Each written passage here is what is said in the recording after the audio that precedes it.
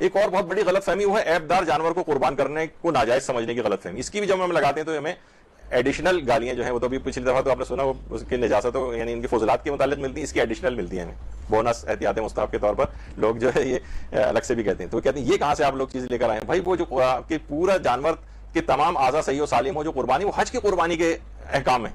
وہ جو آپ حدیثیں بھی پڑھتے ہیں تو یہ بقرہ عید میں غیر حاجی کے لیے یعنی جو شخص حج نہیں کر رہا ہے بے عیب جانور کی قربانی افضل تو ہے, لیکن جانور عیبدار بھی ہو تب بھی یہ قربانی جائز ہے. مثلا اس کا سینگ ٹوٹا ہوا ہے, مثلا ٹانگ ٹوٹی ہوئی ہے, یا وہ خصی ہے, اس طرح سے اور بھی جو اس کی بہت کمزور اور نحیف ہے.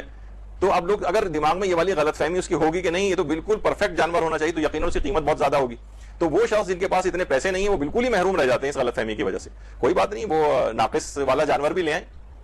اب کتنا ناقص ہو تو ہم کہتے ہیں کم سے کم بس وہی ہے کہ وینٹیلیٹر وغیرہ کے اوپر یعنی زندہ ہو, کم سے کم آکسیجن وغیرہ ٹینک لگا ہو اس کے, وہ سب اپنی جگہ اس کی بھی قربانی ہو جائے گی.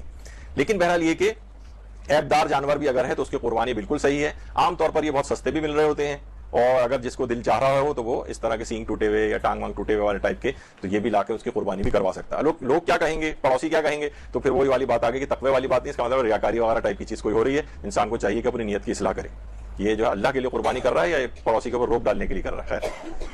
تو یہ اس لحاظ سے ہے. تو سینگ ٹوٹا ہوا, ٹانگ ٹوٹی ہوئی, پلاسٹر بنا ہوا اس کی ٹانگ پر اور یا پیشانی پر یا اس طرح سے چیز, تو وہ یہ بھی قربانی جائز ہو جائے گی.